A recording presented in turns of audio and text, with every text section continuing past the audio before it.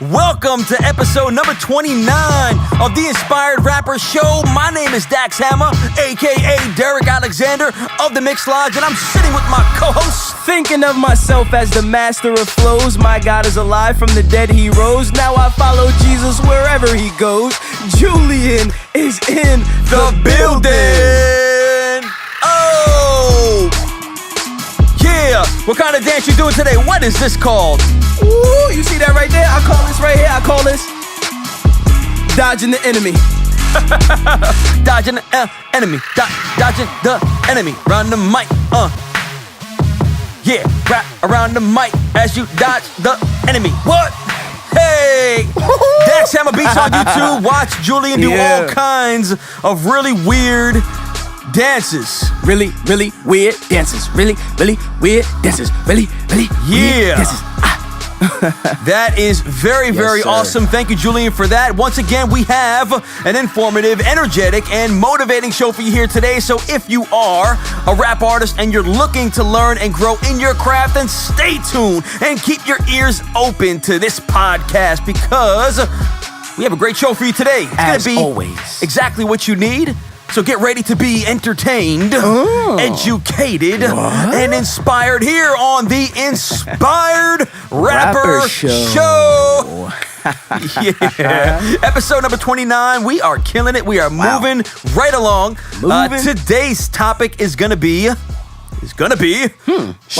should Christian rappers make songs without preaching the gospel? Oh my goodness, now what is the answer to this question here? Well, I don't know. That's quite the doozy, my friend. I'm going to let you kind of touch up on the first point here. We're going to go Facebook Live. Just can't put Facebook Live right now because there's no audio feeding the Facebook Live because it's just picking up from the phone. So all of our introduction stuff, dancing, music, they're looking at us like, what are they doing? Because they're not really hearing the music because it's playing through the headphones. So he's going to touch up on the first point, and he's going to go into some detail there because he's pretty knowledgeable about this Christianity thing. Wow. Yeah. Thank you. That is a compliment right there. Hey, listen, I'm here to compliment. So point number 1. What is the gospel? I mean, I was gonna say, yeah. Oh, I'm sorry. No, that's all right. I was just saying, like, all right, so here we go. So check this out. Point number 1. What is the gospel? The gospel. Everybody's familiar with John 3:16. Everybody's familiar with the fact that for God so loved the world that he gave his only begotten son, which is very true. This is the good news that we preach, that Jesus came and he died in our place for our sins and for our iniquities, and then rose from the dead on the third day and ascended to be with God. Right. He was our sacrificial lamb. So we no longer have to face hell. We now can be in heaven with God, reign with God, rejoice with God, live with God, learn from God, be with God, be filled with God, be a part of the body of Christ. Sound like a preacher, man. Ooh, that's but a goal. This is an episode that we can definitely preach on. That's a pretty cool thing. I'm sorry, wait. What are you doing, Sorry, bro. I'm sorry. No, he's taking hairs off the hat. All right, so go continue on preaching, man. Oh no, I think that's pretty much. So you explained pretty much the gospel. In topic here, should Christian rappers make songs without preaching the gospel? That's the topic at hand. So he gave you a little bit of so he paved the foundation for you to understand exactly what is the gospel that they're going to be preaching or not preaching. How does the gospel call us to live and act in today's world? Let's tag team this one. Okay, let's do it. When it comes to the gospel in today, the way that it's been so heavily misconstrued is Jesus died for my sins so I can do them. Okay. That's how people look at it today. Right. Oh, you can't judge me because da-da-da.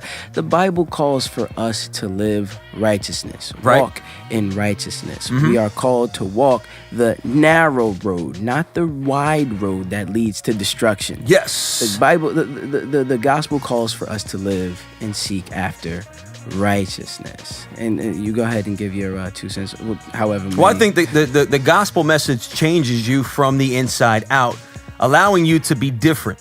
And that's great that we're talking about that because we're addressing Christian rappers having to preach, or should they preach, or can they preach, make songs without preaching the gospel in it, right?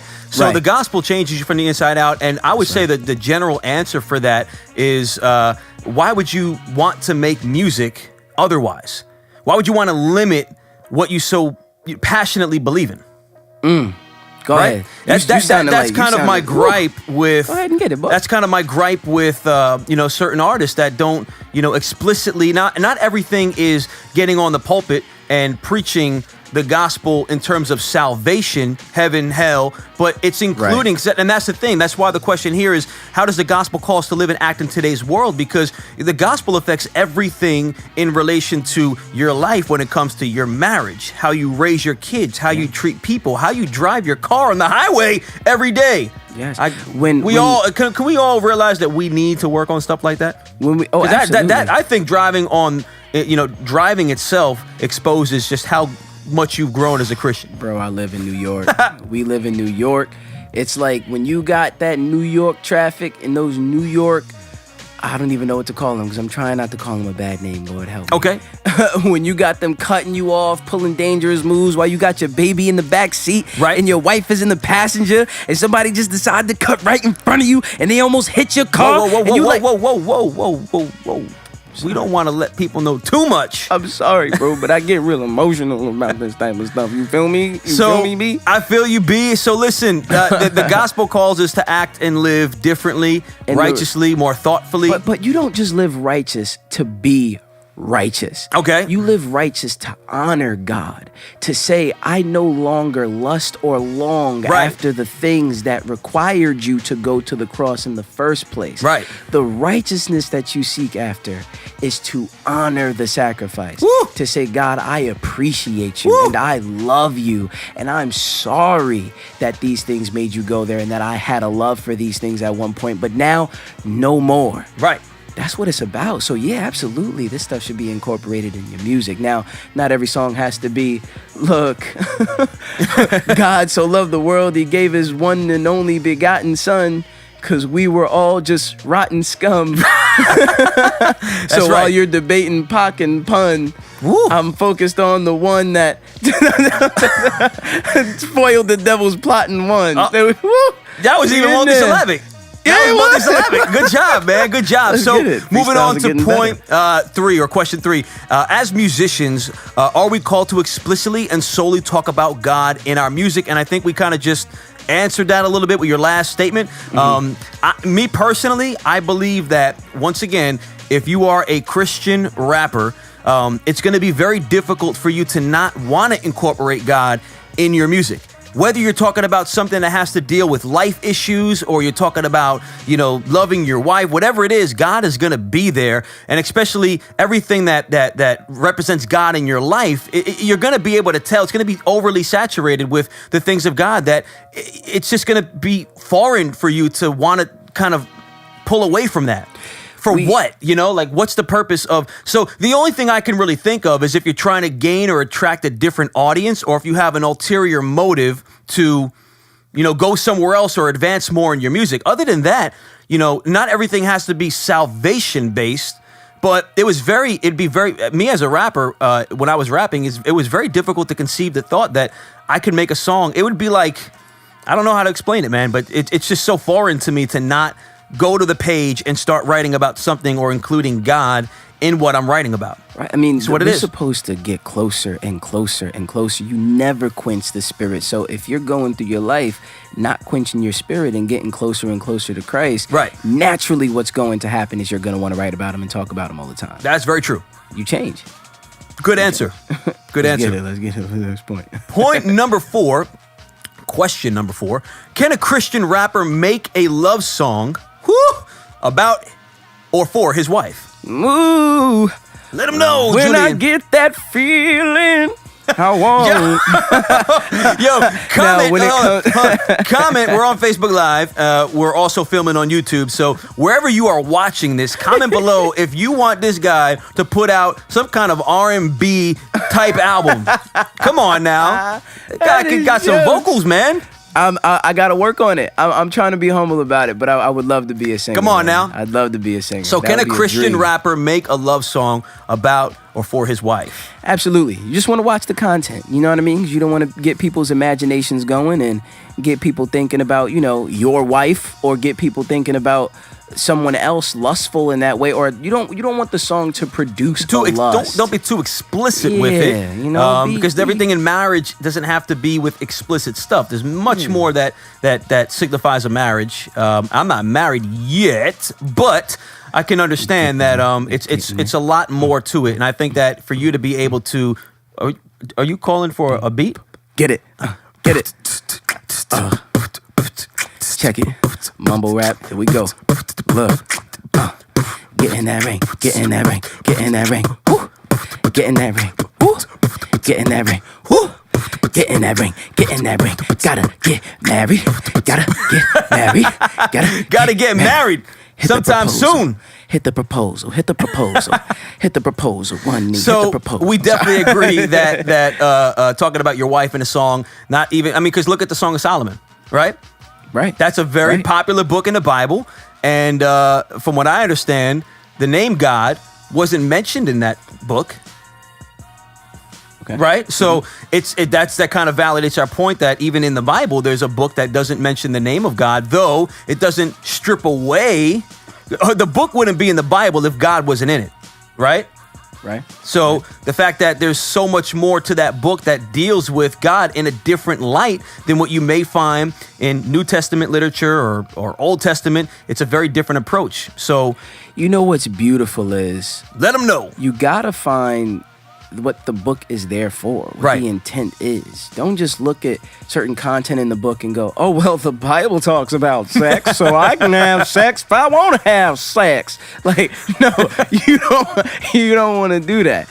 Look at the intent. And honestly, one thing that I see about the book is it is very, very big on loving your mate. Right. Loving and having a passion for this one individual and being devoted and having that devotion and having that love. But we'll get into that we'll have another talk about that. Right. Well, that's a good talk. I think that definitely answers the question, though, that it is okay and permissible. This is I would say so. An episode for the Christian rapper. So what we're trying to do here is give some guidelines as to, what's permissible for you to be able to do, or what how, I don't even want to use the term how far you can go without, because that's kind of, I don't like that approach. But it's just trying to open up, because a lot of times you can get very stuck in a legalistic mentality and only think you can do things one way, when I don't believe God in Christian hip hop has made it to be that way only.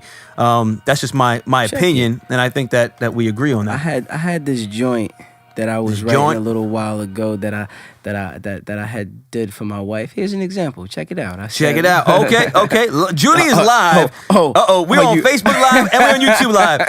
The nerves are hitting them now. We're on both. Oh, snap. We've been on Facebook. Now the nerves are really hitting me. I said, 2008, the day I met you, you were beautiful. The only thing I wanted at the time was to be cool with you. Who could do all the crazy things I did to prove to you that I could be your lover in the future, but you knew it too. Never met a woman that epitomized flawless. Makeup made you look silly because you're naturally gorgeous. All this love I had inside could never be limited. I gave you my heart, and girl, I love what you did with it. That's all I'm gonna do. See, that's nice.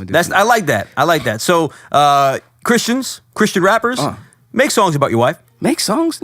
Surprise her with it. Let her know how much you love her and how you appreciate her. Put it on an album. Let the world know. It's good. Good for the soul.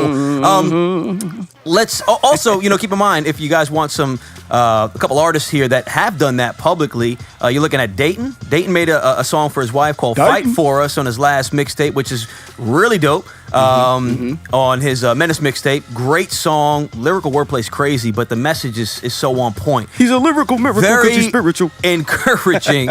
And Lecrae also made a song, just to mention him as an artist who did this, All I Need Is You, on his Anomaly album, made a song for his wife. So, just a couple artists out there that have done this. So use that as some more reasoning for you to help you make your decision.